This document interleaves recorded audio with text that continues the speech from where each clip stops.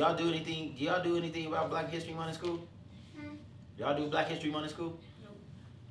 Yeah. History or Black History in February.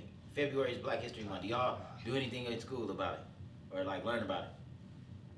no, February we were learning about Alaska, Hawaii. That ain't disrespectful. When we were kids, every February we would have to do like some kind of Black History Month. We'd have to, We you know what I'm never saying? did nothing about that. Yeah, we'd have to like do something, like do a report on somebody. You know what I'm saying? Some black person. You know what I'm saying? Everybody had to do it. Are you doing anything for Wait, Black History Month? Miss Kelly's class during February, yeah, they like, I saw on everybody's, it was on a billboard, it was like, all the black teachers, they had Martin Luther King, and another girl, who was that one girl that got on the bus? Yeah, Dang, her, they don't even know. and then there was another girl, I don't know who that was, but and then there was other people that was on Miss Kelly's board, and she's black, and then on Miss Brooks' board, it was the same thing, but on Miss Cabal's, Miss Crosby, and my teacher's board, we had nothing. Didn't you learn about, you know what I We mean? were just learning about Alaska and Hawaii and stuff. Yeah, you did. You learned about, you know what I mean? You learned about the dude that got shot. What's his name?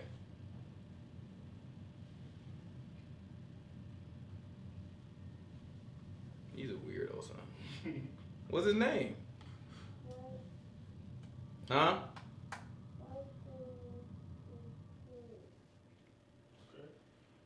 That's all they gave. What was the Beginning of the year.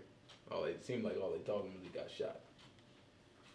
All the 8 people was on darn mess. But they teach you about him.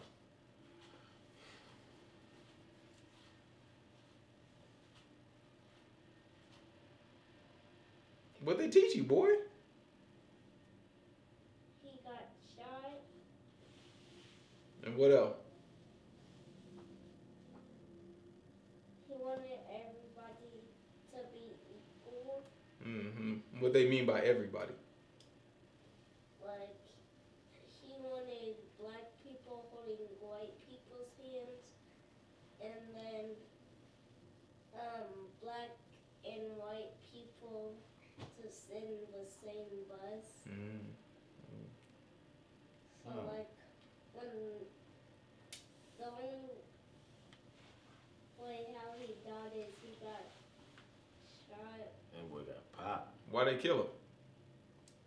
because he wanted white people and black people to be equal, but white people didn't want that. So who killed him?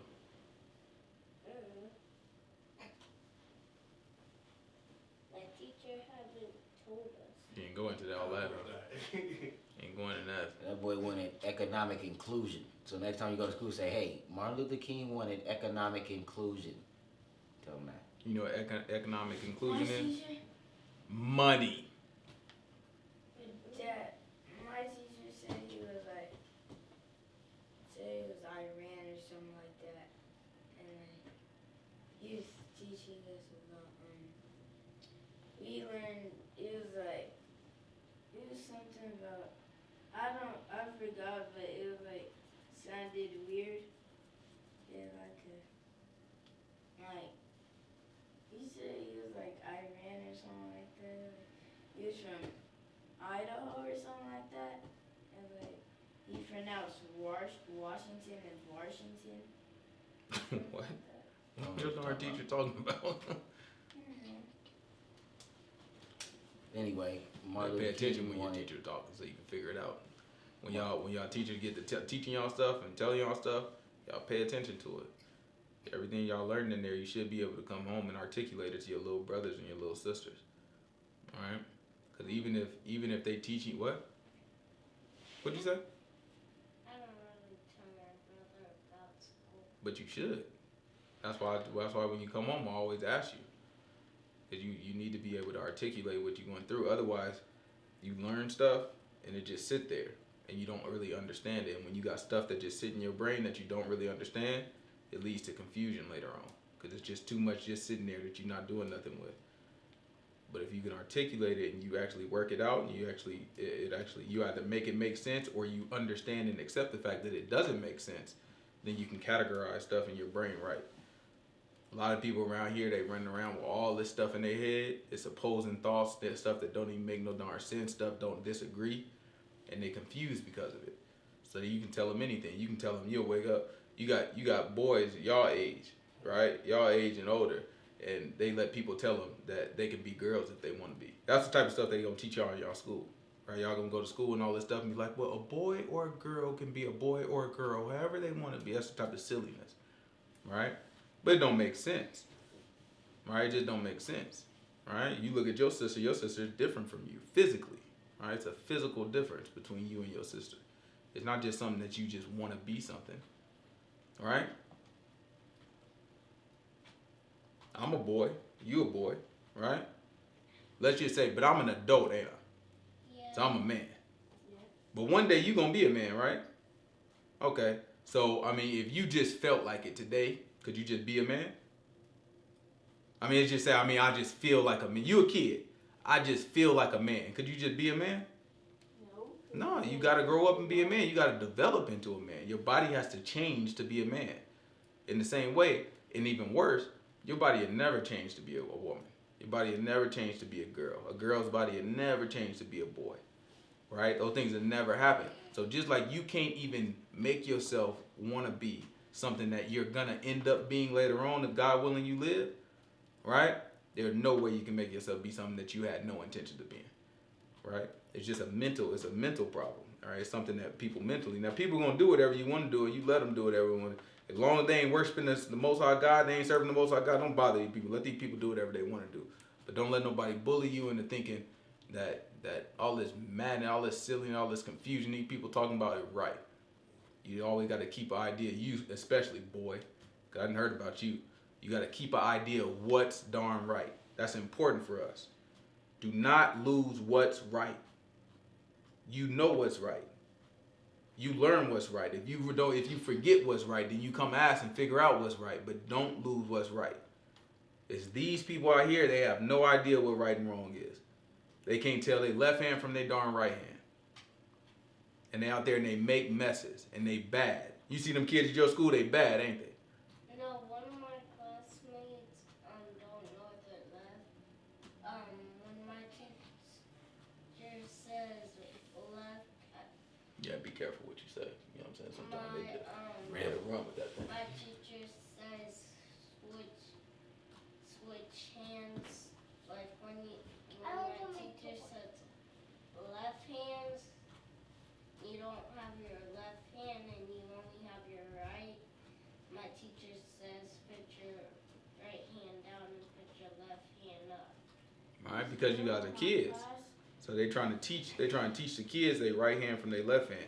It's adults out here that they know their literal right hand from their left hand, but they don't know right from wrong. So not knowing when you're an adult and you don't know right from wrong, it's just like you don't know your left and right. It's the same way the kids are in your school that don't know their left and right. Because if you tell a kid in your school, go left or go right, they won't know which way to go. When the same way the Most High God is trying to tell us, go that way or go this way. And a lot of people don't know which way He's trying to tell us to go. So they bump their head and they go the wrong way. This girl in my class said that people that are left-handed are special. They're like smarter than people that are right-handed. Yeah, people just, you know what I'm saying, run their mouth and, say whatever they want to say. All right, you as smart as you let yourself be. You as smart as you know what I'm saying? Smart, being smart in itself is an illusion. All right? You want to be wise. You know what it means to be wise? What? Being wise means you know right from wrong. That's what it is. Astute decision making. All right? You can be as smart as all outdoors. But if you're not wise, you'll still make bad decisions because you don't know. You can't see which decision is right and wrong. You know about everything. You can calculate all types of problems. You can do all this. But when it comes time to make a decision, you're going to make the wrong decision because you don't know right from wrong.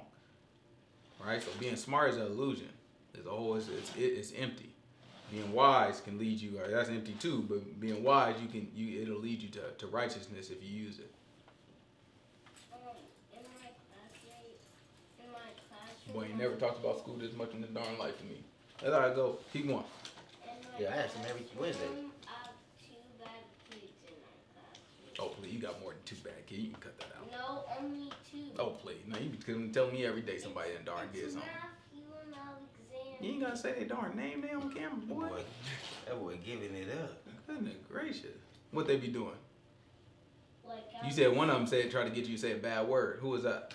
Dominic. Oh, okay. So you said there was 2 bad kids, right? You just told me 2, right? Yeah, but I know, but I'm just trying to figure out. You just told me 2 bad kids. Dominic, And you, hold on, but you just told me 2 bad kids, and you told me both of their names. in second I know, but grade. neither one. Oh, okay, he not in your class. Oh, okay, all right. I digress. Now I apologize. I thought he was in first grade. He in kindergarten right now. All right, but that's what you got. You got more than 2 bad kids in your class, but it's all right. You may not recognize them as bad yet. How many kids would I whoop if they was my kids in your class? Let's do it by that. I ain't talking about what your teacher said bad. How many kids would get a whooping if they lived here and they were my kids? 16. That's more like. You know what I'm saying? That's more like. That's what I call bad. Is your brother bad? Okay, son. How many kids would I whoop if those kids was in my house and they belong to me? 28. All of them. You know what I'm saying? That's how that thing go. Dad, We gotta live by a higher standard. What? one of my classmates that are bad, one part come to school with not a plus 2, it was pink. And one keep on being bad in my classroom. That's how I go. You gotta be a leader though. All right. I am. All right, that's good. You gotta be a leader. You gotta do the right thing and always have integrity and not let nobody sway you to do the wrong thing. Integrity is being in tune with the rules in yourself, right? You know what the rules are in yourself, and you stick to the rules, whether I'm around or whether your mom around or whether nobody's around. You always follow the rules. That's what integrity is. You always do what you're supposed to do, right? And you gotta develop that. You gotta learn that. You know, you gotta understand that. And you gotta feel that. And you gotta appreciate it. If you don't appreciate it, you just doing it just to get by, or just doing it to impress your mom or impress your dad, or just so you don't get in trouble today or anything. It ain't gonna last. You're gonna get off and get into a different group, and you're gonna start acting different. All right? Then you live, you grow up, and you're ashamed of yourself. Because you look back and you say, that wasn't me.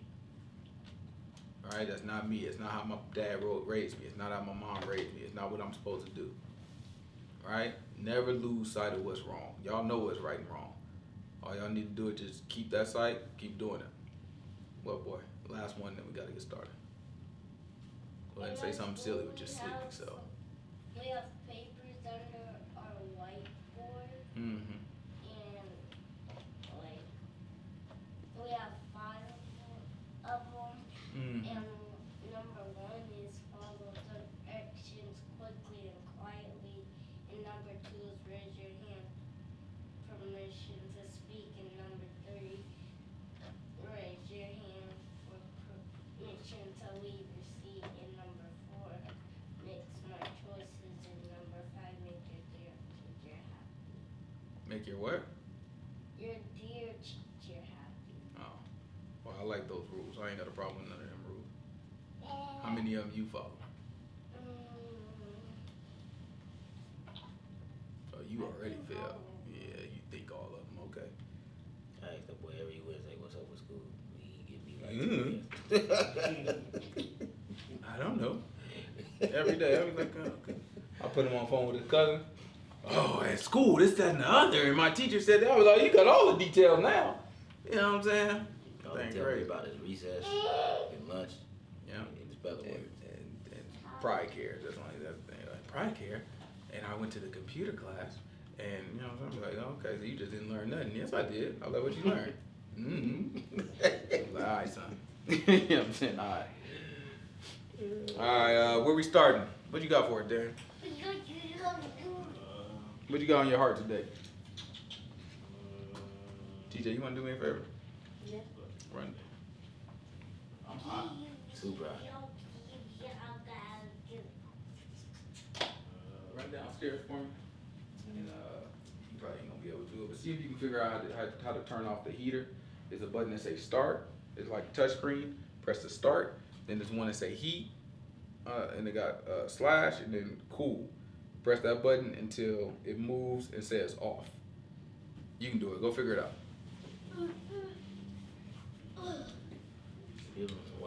Where we starting at? 55.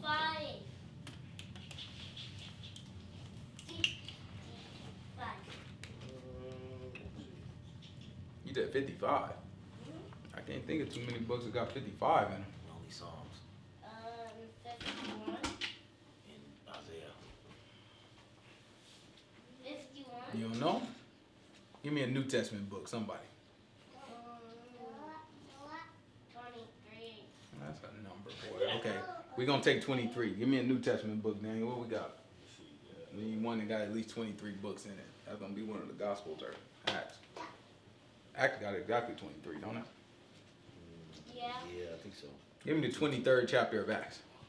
Let's do Acts chapter 23. Give me verse, might as well do verse 1. I don't know, son. Give me another number. You said... I put it to school. I swiped the thing, and then it said cool off. Yeet. Is it on off now? I put it to cool. Go put it on off for me. Oh, off. Oh my God. Somebody give me a... TJ, give me another number while you walking down there. 12. Okay, so this is Acts chapter 23, verse 12. Let's see what the book said. No, Acts go up to 24, don't it? I don't know. I think we already figured it out. Yeah, I think Acts goes to 24. I'm gonna say 22. Oh, no, I definitely go past 22. It's like 23 or 24. You go to 26, 27, 26? 27, 27. 28. It's 28. Shoot. 28, 23, 12. All right, this is Acts chapter 20. I thought it was 20. Yeah, Acts chapter 23, verse 12. Put it to off. Thank you. I appreciate that, TJ. It's Acts chapter 23, verse 12. Let's watch the book. Pay attention, boy. We'll do 11. What's up? We'll do 11. It's Acts chapter 23, verse 11. And the night following, the Lord stood by him and said, Be of good cheer, Paul, for as you have testified of me in Jerusalem, so must you bear witness at Rome. Mm-hmm. And when it was day, certain of the Jews banded together and bound themselves under a curse, saying that they would neither eat nor drink till they had killed Paul. Mm-hmm. And they were more than 40 which had made this conspiracy. Mm-hmm. And they came to the chief priests and elders and said, We have bound ourselves under a great curse, that we will eat nothing until we have slain Paul. Now therefore you with the council signify to the chief captain that he bring him down unto you tomorrow, as though you inquire something more perfectly concerning him. And we or whoever comes near are ready to kill him. Whoever he comes near is ready to kill him. All right, so you see how the people got together to come against a man of God? All right, the people got together and they said, you know what? Just to make sure that we all are motivated in the same way to kill him, to kill this man of God, just to make sure that we motivated to do it, none of us gonna eat. That makes you want to get it done. You know, you get hungry, you might want to get something done. They're like, okay, so it ain't no food. So everybody stopped eating just so they can kill him. And they made a vow. They just said, you know what? Nobody will have anything to eat until we kill this man. Watch this. Keep going.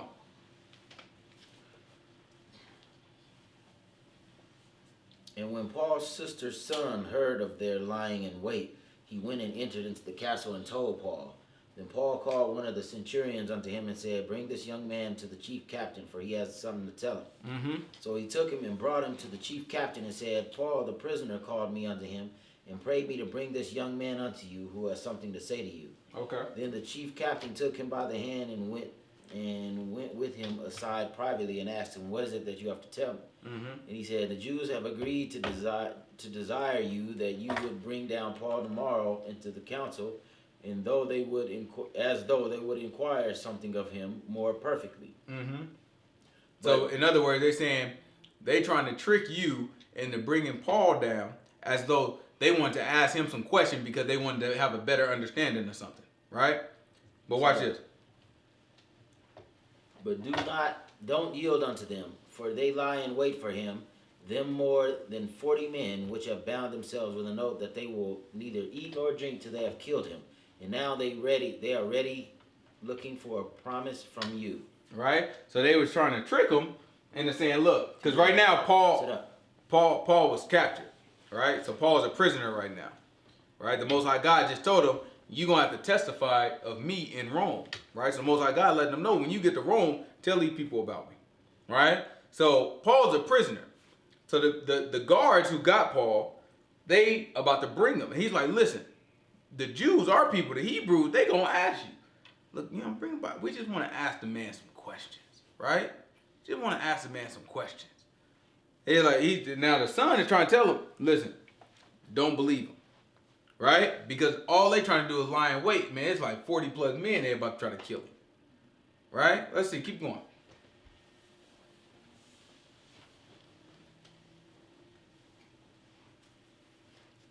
So the chief captain then let the young man depart and charged him, see you tell no man that you have showed me these things. And he called unto him 2 centurions, saying, make ready 200 soldiers to go to Caesarea, and horsemen 70, and spearmen 200 at the third hour of the night. Mm-hmm. And provide them beasts that they may set Paul on, and bring him safe to Felix the governor. So you see how that work out? We have to trust that when we do the right thing, right? When we move the way the Most High God moves, it's always going to be some threat. It's always going to be somebody that's going to challenge us. That's going to be someone that's against us. But we have to trust that when we do what the Most High God wants us to do, that He will provide the way for us. We talked about it last week, right? Last week it was similar, right? We talked about how Nehemiah had his enemies up against him when he's building the wall, or when he's trying to build back up the city, right? And the Most High God provided a way of escape, provided an avenue for him and the people to continue. Same thing with Moses, right? We left Egypt and we going towards the Red Sea, following the cloud and the fire, right? It looked like it's a dead end for us. The Egyptians chased after us. Now they catching up to us. We turn around, we looking like, oh man, Moses, what we supposed to do? Moses started praying to the Most High God. Most High God saying, what you crying to me for? Hold up the staff towards the water. And what happened? What happened when Moses held up the staff towards the water? Snakes or something? Ain't no snakes. Not this time. Right? The water split. Became like a wall on each side. Imagine you looking at a big, you remember when we went to the ocean? Do you remember that? Yeah. When we saw the ocean? Imagine that when Moses was looking at you, yo, but don't remember. You were there, you don't remember. Right? When we is out there, right? Imagine Moses holding up a staff, right? Then after that, the water just split and moved sides, and you could just walk right down on dry ground. That's how the book say. The book say the water would just split, and they could just walk out on dry ground. Go ahead. So like you're cutting water and then it just split in half. Yeah, it's kind of like cutting the water and it's split in half. That's what the Most High God did when Moses put the staff out, right?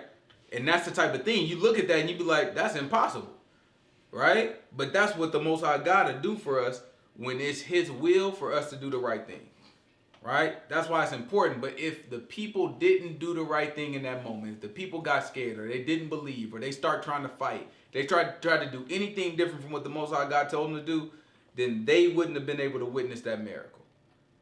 Right? So God, get away from there. Be careful. Play the car over there. So I just don't want you to hit the cord or something. Mess around, mess something up. All right? So it's important that we understand we have to do what the Most High God says. That's where we get to an opportunity where we can see things move, see things happen. In this situation, Paul was a prisoner. Right? That seems bad. Right? I'm preaching the word of God. I'm doing the right thing. And what do I get for it? I get put in jail. Right? That's what happened to Paul. But since Paul kept doing the right thing, people was like, oh, we gonna kill Paul. Because that's what happens. When people are doing the right thing, a lot of people won't like it. It makes a lot of people feel uncomfortable. It makes them feel like you attacking them when you doing the right thing, right? That's okay. Paul stayed steadfast in what he was doing. He kept doing what he was doing. Then what happened was the people was like, well, we gonna kill him. And then somebody found out. They told the guard about it.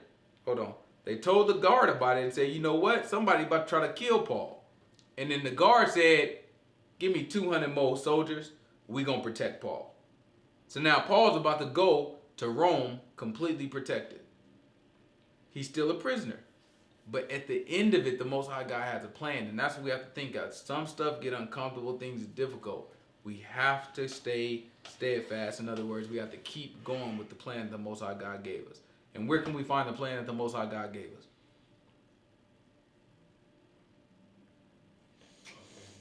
In the book. I got that. In the book. Right? It ain't nothing mystical. It ain't like, don't. I ain't saying it won't happen. I'm just saying don't wait for the Most High God to come whisper in your ear, TJ, I want you to go that way. Ain't no reason to wait for that. What are we waiting on that for? Whole book telling us which way to go. What I'm saying, wait, I'm gonna wait for a darn voice to come speak to me. Whole time the book talking to me. That like me sending Dan. That like me telling Dan, yo, hold on. I'm gonna let you know later what time that we gonna go to the movies, right? Then I send them a text message and say we going to the movies at 9:00. We show up in the movie at 9:00. Daniel ain't there, and I'm like, I call him like, Daniel, why you didn't show up? He's like, oh man, I saw your text, but I was waiting for you to call me.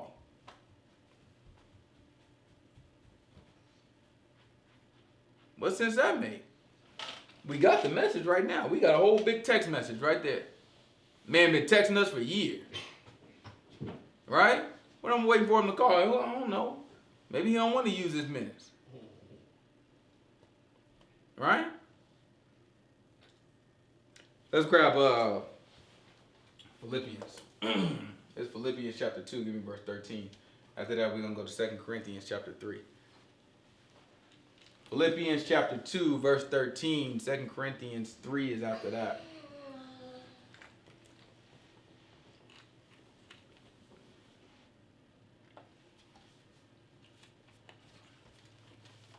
Try to cover some ground today. It's Philippians chapter 2, verse 13. Philippians chapter 2, verse 13. For it is God which works in you both to will and to do of his good pleasure. Mm-hmm. Do all things without murmurings and disputings, That's right. that you may be blameless and harmless, the Son of God without rebuke, in the midst of a crooked and perverse nation, among whom you shine as lights in the world. That's our job. Right? You see kids in your class, they try to get you to say bad words. You see kids, how many kids in your class celebrate Purim? How many kids in your class celebrate the Passover? Just celebrate their Purim, not mine. How many kids in your class celebrate Christmas? Oh, Mine the whole does. class. Right? So all these people celebrate fake stuff. Except for Derek. All these people cuss. All these people run their darn mouth. All these people do whatever they want to do. Right? All these people are bad. But what we have to be is lights in the world. Right? Read that part again. Crooked and perverse. That ye may be blameless and harmless, the sons of God without rebuke, in the midst of a crooked and perverse nation. Right? This is a crooked and perverse nation. Right? When they say crooked and perverse, that's just talking about bad. When we say kids is bad and people are bad, it's just talking about people that's not doing the right thing. What does perverse mean, TJ? We get something that is right, but it's wrong. Exactly. Thinking that the wrong thing is right. It's perverse. You just like your darn mama. Okay, well, you missed your time. Mine. Go ahead. Said bad words in school, and I don't want to say them, so I don't say them. And he tried to teach me to play basketball, but he really hated it. Yeah, that's how it go. And you're gonna have a lot of people that say bad words and do bad things and all that. You can't. No, you're all right. You can't get away from that. Even remember when I took you to the basketball court, Yeah. and all my friends were saying bad words. Yeah. You too, Daddy. Hush, boy. Right? They were saying bad words. And it's okay. Did you ever heard me say a bad word? No. Never gonna hear it either. I can tell you that right now. You never gonna hear it. Never gonna happen. Right? Because I know people and I have friends or I have co-workers or I have other people that say bad words, that don't mean I have to. Right? That's what's important for us. I have to be a light. Put your darn hand down, boy. I have to be a light. Right? All of us have to be lights. We have to be able to, because these people say bad words, because these people celebrate Christmas, because these people don't know about God and they don't serve the Most High God, we have to be the ones that stand up straight, that do the right thing so that they can look at us and be like, in their worlds of chaos, when it's time for them that they want to be right, they need to know who to come to. They need to be able to come to you, and come to the rest of us. But if y'all doing the same thing they doing, if y'all end up doing it, who they gonna come to? Who gonna help them? Put your darn hand down. Goodness gracious. All right? All right, that was Philippians. Grab 2 Corinthians chapter 3, verse 1. 2 Corinthians chapter 3, verse 1.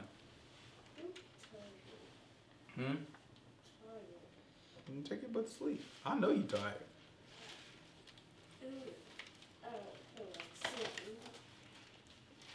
Just like your darn mom. Goodness gracious. Zakai, you like your mom or you like your dad? I like your dad. No, you definitely like your mom. Me too. Yeah, you kind of like me. Except for when you sleep. When you sleep, you get acting like your mom. Do we begin again to commend ourselves? Mm-hmm. Or need we, as some other epistles of commendation to you, or letters of commendation from you? What is he talking about right there? So you remember in Acts probably about 15, the apostles wrote a letter, and they sent the letter out to all the Gentiles because of the dispute. Was Paul telling the right things to the Gentiles or not? Right? They're telling the Gentiles, y'all need to keep the law. So they sent a letter out to the Gentiles just to let them know, like, yo, it's cool. You know what I'm saying? Everybody relax. Pretty much letting them know that Paul was cool. And so now Paul's coming back in Corinthians. He is like, yo, so what we need another letter? And they say epistles, that's what he's talking about. He's like, well, we need to read it again. Watch this. Do we begin again to commend ourselves? Or do we need, as some others, epistles of commendation to you, or letters of commendation from you? Right, but do I need to go get the apostles again so they can comment, you know what I'm saying? So they can pretty much what it's trying to say is that they can approve what I'm saying to you. Right? Commendation is like recommendation. Right? Keep going. You are our epistle, written in our hearts, known and read of all men. Mm-hmm. For as much as you are manifestly declared to be the epistle of the Messiah, ministered by us, written not with ink, but with the Spirit of the living God, not in tables of stone, but in fleshly tables of the heart. Mm-hmm. And such trust we have through the Messiah to Godward. Not that we are sufficient of our own selves to think anything as ourselves, but our sufficiency is of God, who also has made us able ministers of the New Testament, not of the letter, but of the Spirit. For the letter killeth, but the Spirit gives life.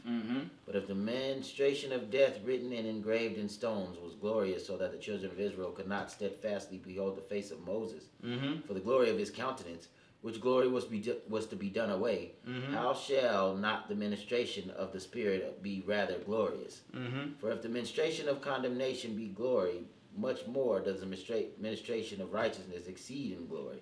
What verse is that? 9. All right. So he's sitting there. He let us know that he's bringing to us, right, or to who he's speaking to the Corinthians. He's bringing to them the word. And by teaching them that word, he's teaching them how to be the word of Yahushua. So he called them, you the epistle of Yahushua. Right? You're a letter of Yahushua. So when you look at a letter, if I write something on there and I sign my name at the bottom, right? And I give it to somebody to read, whose words are they reading? Yours. They read my words, right? So it's a representation of me, right? And you can take my words everywhere. That's how we have to be to the Most High God. We have to be a representation of Him, right? Even if the Most High God is not apparent right there, people can see us and see the Most High God through us, right? But it means that we have to obey what we look at. We have to obey what we learn. We have to obey what we get from the book. Ephesians chapter 2.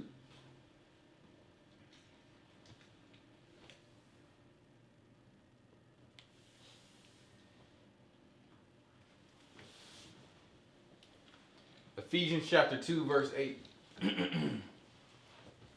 Relax, son. Relax.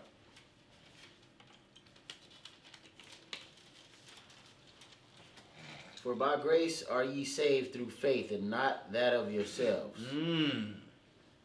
It is the gift of God. By grace are ye saved, and not of yourselves. Guess how you get it? It's a gift from God, right? Watch it. Keep going. Not of works, lest any man should boast. For we are His workmanship, created in the Messiah unto good works, which What verse God is that? has before 10. 10. Give me okay, never mind, you good. That God has before ordained that we should walk in them. Wherefore, remember that you being in time past Gentiles in the flesh, who are called uncircumcision by that which is called circumcision, in the flesh made by hands. That at that time you were without the Messiah, being aliens from the commonwealth of Israel and strangers from the covenants of promise, having no hope and without God in the world. But now in the Messiah Yahushua, you who sometimes were far off are made nigh by the blood of the Messiah. For He is our peace, who has made both one and has broken down the middle wall of partition between us. Having abolished in His flesh the enmity, even the law of commandments contained in ordinances, for to make in Himself of twain one new man, so making peace, and that He might reconcile both unto God in one body by the cross, having slain the enmity thereby, and came and preached peace to you which were afar off, and to them that were near.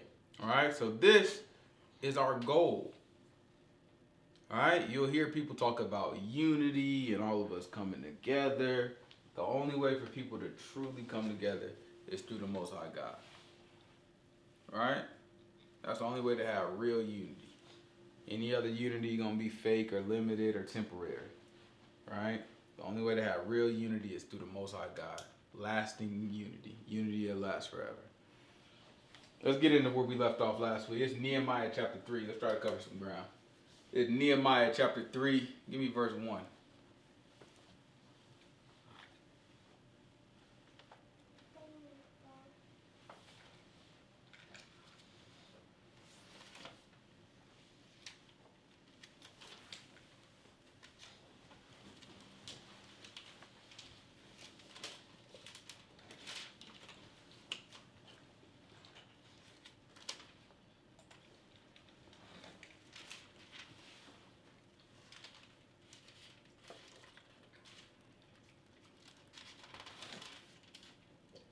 Then Eliashib, the high priest, rose up with his brethren the priests, and they built the sheep gate.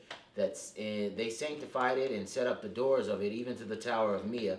They sanctified it unto the tower of Hananiel. And next unto him build the men of Jericho, and next to them build Zakur, the son of Imri. But the fish gate did the sons of Hassanah build, who also laid the beams thereof, and set up the doors thereof, and locked thereof of the bars thereof.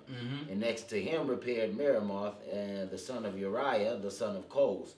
And next to them repaired Meshullam, the son of Berechiah, the son of Meshizabeel, and next unto them repaired Zadok, the son of Baana, and next unto them the Tekoites repaired, but their nobles put not their necks to the work of their Lord. Now you see a pattern? What's happening? What's being described right now? All right, he's saying so and so, and then next to them there's building so and so, and then next to them, what are they describing?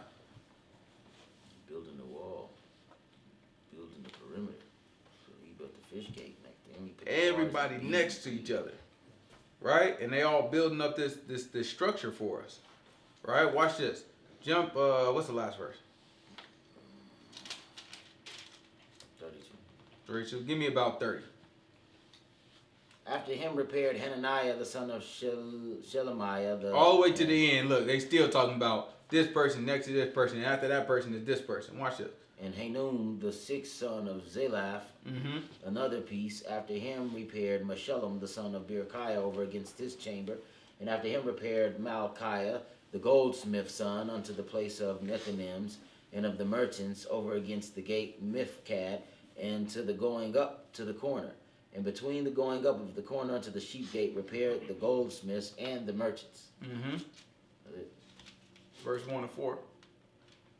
But it came to pass that when Sanballat heard that we build the wall, he was wroth, and took great indignation, and mocked the Jews. And he spake before his brethren and the army of Samaria, and said, What are these feeble Jews? Will they fortify themselves? Will they sacrifice? Will they make an end in a day? Will they revive the stones out of the heaps of the rubbish which are burnt?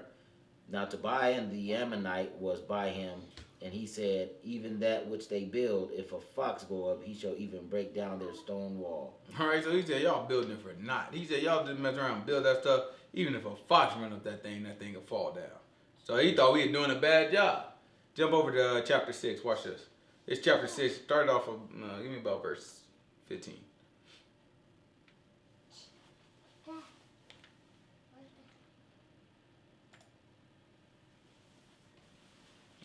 It's Nehemiah chapter 6, verse 15.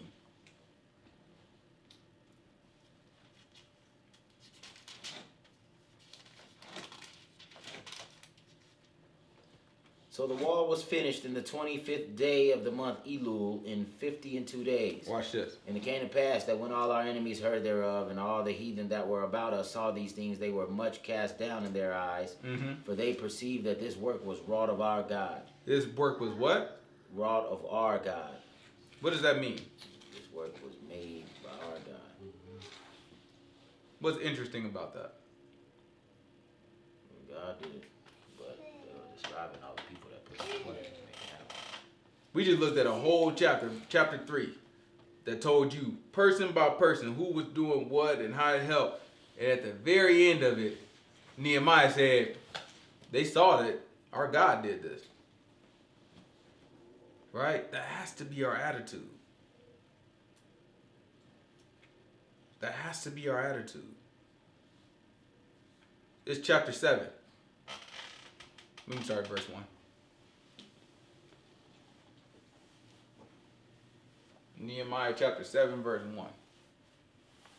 Try to cover a little bit of ground. Now it came to pass when the wall was built, and I had set up the doors, and the porters, and the singers, and the Levites were appointed, that I gave my brother Hananiah, the ruler of the palace, charge over Jerusalem, for he was a faithful man, and feared God above many. And I said unto them, Let not the gates of Jerusalem be open until the sun be hot, and while they stand by, let them shut the doors and bar them, and appoint watches of the inhabitants of Jerusalem, everyone in his watch, and everyone to be over against his house. Now the city was large and great, but people were few therein, and the houses were not built. And my God put it into my heart to gather together the nobles and the rulers of the people, that they might be reckoned by genealogy. And I found register of the genealogy of them which came up in the first, and found written therein. All right, who is he talking about? The ones that came up in the first. Came up at the first, and found written. Who is he talking about? The ones that came up at the first. Wouldn't that be the ones that went with Ezra? First important. First important? No, not necessarily. What was that? The ones that came with Ezra, right? That's the ones that we read about in Ezra. Right? Ezra came up amongst the first, right? People was there, but you know what I'm saying? He came up amongst the first. All right? Remember you had Yahushua, right? Or Jeshua, however you want to look at it. Son of Barracuda? What is it? Barracuda? Berechiah. Berechiah? Son of Berechiah, though. You sure? Let's get it real quick. This is Ezra chapter 1, because I don't remember.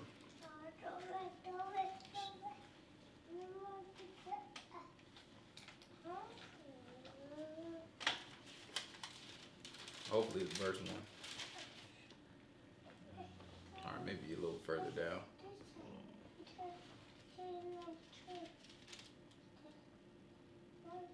So it don't say his son, dad's name in the beginning. It just say his name. It was Zerubbabel, Joshua, Nehemiah.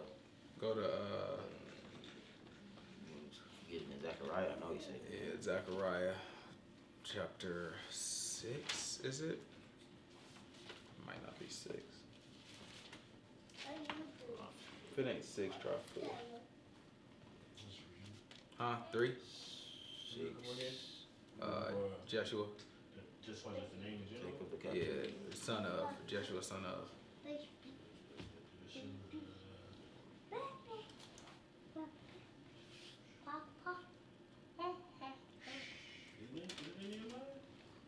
Yeah, it's gonna be in there somewhere. It's in he in a few chapters in not Nehemiah, Zechariah. The son of Josadak. Josadak. Yeah, Okay. Josadak.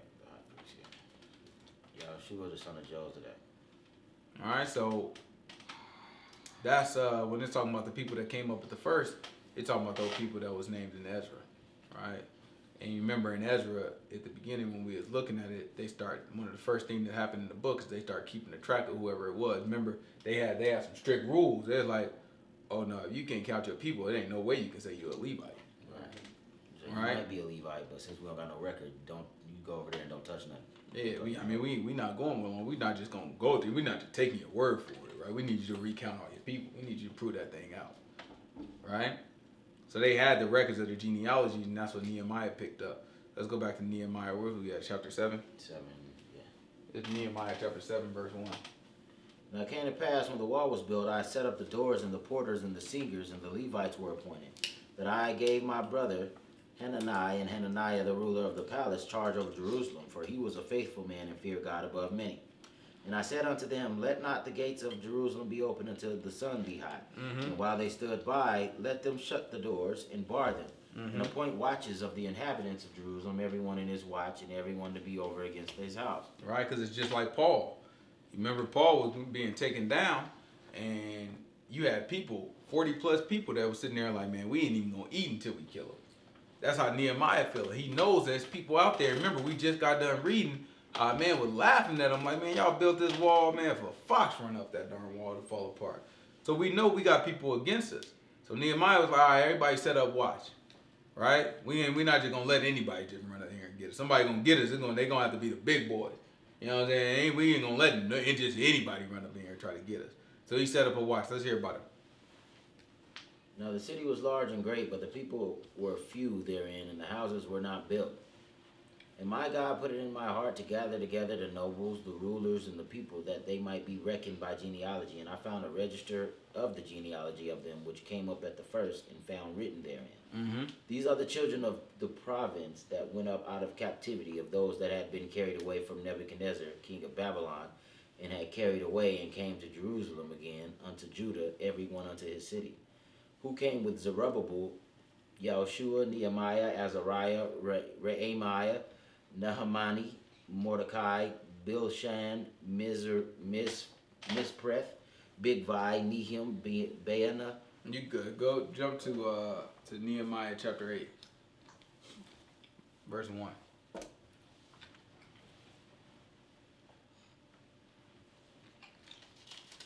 Yeah, buddy, you about to start naming them things. And all the people gathered themselves together as one man into the street that was before the water gate, and spake unto Ezra the scribe to bring the book of the law of Moses, which the Lord had commanded to Israel. The same Ezra that we are dealing with in the book of Ezra, right? Watch this. And Ezra the priest brought the law before the congregation, both men and women, and all that could hear with understanding, upon the first day of the 7th month. And he read therein before the street. First day of the 7th month. What's that? What? First day of the 7th month? First day of the 7th month. If they ain't got them, How do we start off the 7th month? they haven't told me. That's ain't got them, Trumpets. Trumpets, right? First day. Remember, we start off as a new moon, right? The book tells us, what is that? Leviticus 22. Is it 23? No, it ain't 23. Leviticus, try Leviticus 10. We just read it, because want to say it's Leviticus 10, or maybe it's Numbers 10. Try Numbers 10. What, when it was explaining trumpets? Mm-mm. No, not when they explain it. Try Numbers 10.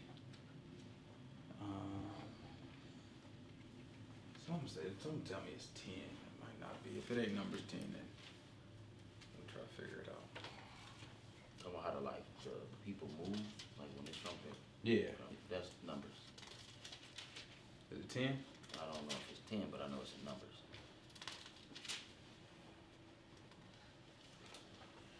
And the Lord spake unto Moses, saying, make 2 trumpets of silver. That's And, 10? yeah. All right, this is Numbers chapter 10, verse 1. Watch this.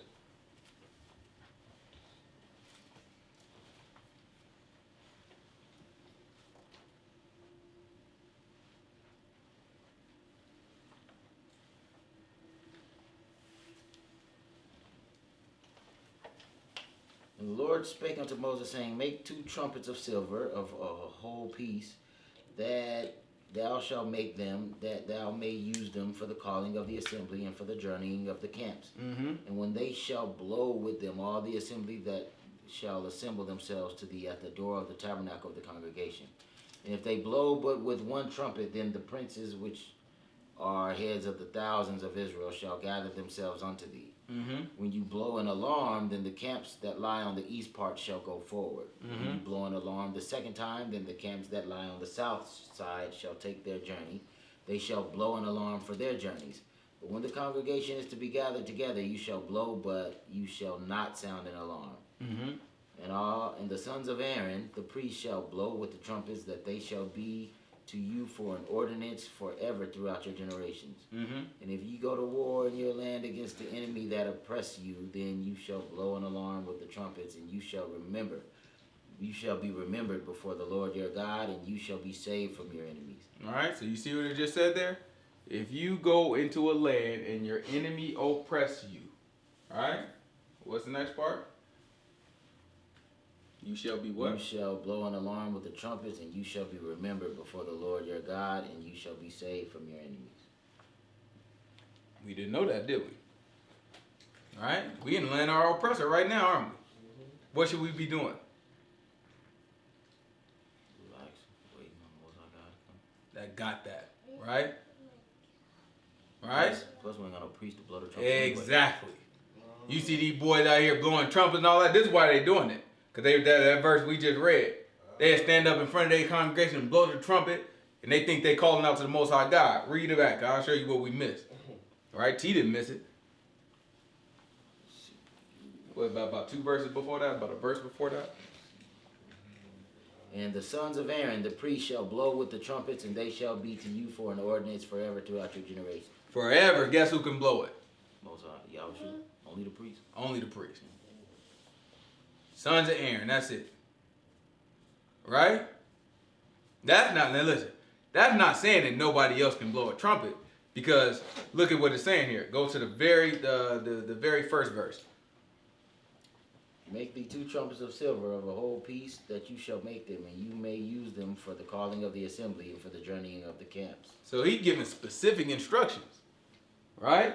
2 trumpets of what? Silver. Silver. And you got to do it of a whole what? Of a whole piece. So that means you can't just take like 1 piece of silver, screw it in, and no. You take 1 big piece of silver. You melt that thing down, that 1 piece, right? And you make that one thing of silver into 1 trumpet. You can't just take a trumpet chart, start screwing and hammering it, you know what I'm saying? Okay, let me nail this piece to that. No, you can't do that. It got to be a 1 piece. So this is very particular what he's talking about, right? Two things, there are 2 places that these Hebrews will go wrong. They'll be blowing a darn ram trumpet, trying to keep what this say, and they not even priests. So I mean, you get all the way off anyway, right? Or they will actually get themselves a silver trumpet that's legit, all of 1 piece, and they'll blow it, and you still not a son of Aaron. You're not keeping this. All you're doing is making a whole lot of noise. It's good. It's fine. Blow all the trumpets you want. You want to celebrate. You want to make some music, whatever. Even if you want to ring an alarm. If you want to ring an alarm according to what our nation say, you out of order. You want to ring? I mean, let's say I want to wake my son up. I'm blow a trumpet all day. Wake up, boy. I do whatever I want to do. That's my house. If you trying to do it according to our law, you out of order. Sit your butt darn down. Right? But people don't appreciate these things. They just look at them, just glance over them. You read stuff. It's important that we catch stuff because you just read stuff and you get what you want to get out of it. Yeah. You hear that? Yeah, you go into the land of your oppressor and this, that, and the other. I'm in the land of my oppressor. Oh, yeah, I need to blow me a trumpet. We in the land of our oppressor right now. You missed everything else. You missed what type of trumpet you supposed to have. You missed who was supposed to blow the trumpet. You missed the whole shebang. End up making a mess. Let's pick up where we left off. We were talking about sons of Aaron supposed to blow the trumpet in the land of the oppressor. What was that, verse 12?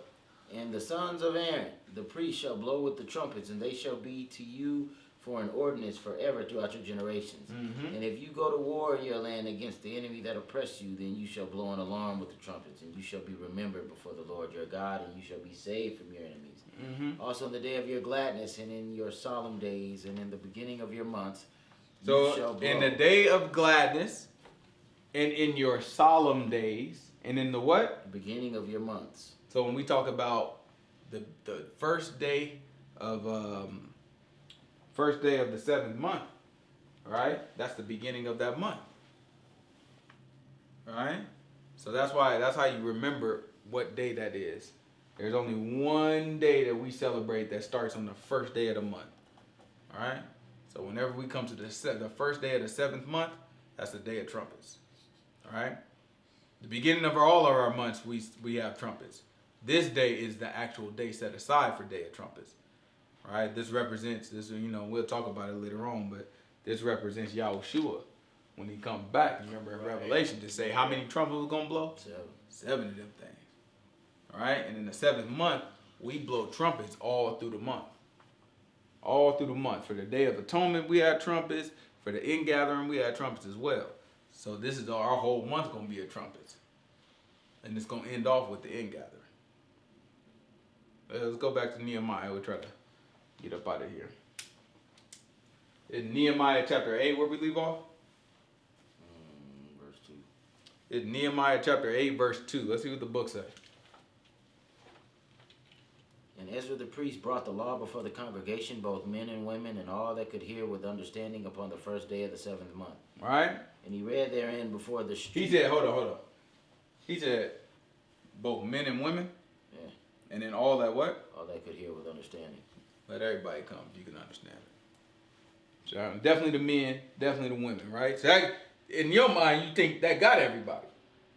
But he said, and all that can get understanding. That get the kids too. The kids old enough to understand, get your butt in here and you listen. Right? Keep going. And he read therein before the street that was before the water gate from the morning until midday, before the men and women and those that could understand. And the ears of all the people were attentive unto the book of the law. Mm-hmm. And Ezra the scribe stood upon a pulpit of wood, which they had made for the purpose. And beside him stood Mattathiah, and Shema, and Ananiah, and Uriah, and Hilkiah, and Messiah. On his right hand and on his left hand, Pedaiah, and Mishael, and Malachi, and Hashum, and Hashbanah, Zechariah, and Meshullam. And Ezra opened the book in the sight of all the people, for he is above all the people. And when he opened it, all the people stood up. And Ezra blessed the Lord, the great God, and all the people answered, Amen, Amen, with lifting up their hands, and they bowed their heads and worshiped Yahuwah with their face to the ground. All right? So you see that Nehemiah came back. Ezra was working, right? And we saw Ezra putting things together. And then we got Nehemiah's side of the story. Nehemiah's side of the story was he's a man of authority. He come from the right hand of the king. Well, not necessarily the right hand, but he come from working with the king, right? So Ezra had some pull too. You remember Ezra had his story. The king was like, oh, let me look out for you. Then Nehemiah also, right? He's like, okay, you know what I'm saying? Go and take it. Get away from that, right? Nehemiah goes, he gets back, and he's like a general, right? He's somebody who can organize. So immediately he get the people working. Let's build this wall back up. You here, you here, you here. We put it all together. Let's set up some guards over here. Let's keep watch. He start organizing and putting things in order for us. Right? Then that left Ezra where he could do what he needed to do. What is Ezra? Ezra preach. He's a teacher. Let me open up this book. That's what I do. That's what Ezra not the man to be trying to organize and do all this. No. Nehemiah needs you for that. Nehemiah jump out there like, no. This is okay, look, this is what we do. Both of them keep the faith of the Most High God. Both of them know the Most High God. But everybody play to their own strength. If Ezra had to try to get out there, organize everything, and try to teach, some might slip.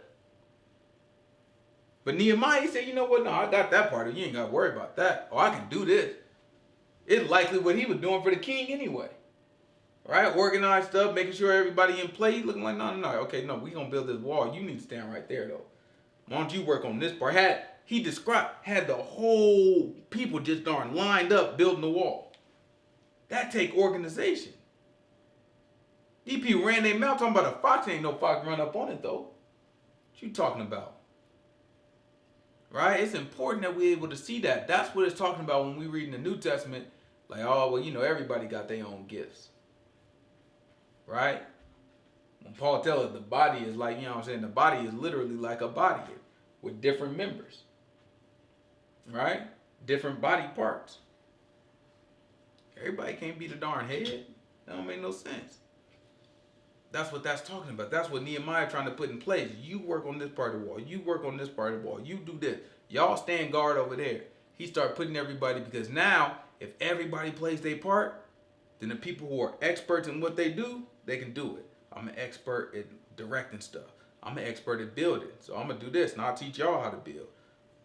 Ezra said, oh, well, I'm an expert at this book. Everybody line up. Let me teach this book real quick. Go ahead and open up. They heard Ezra teach. Everybody said, amen.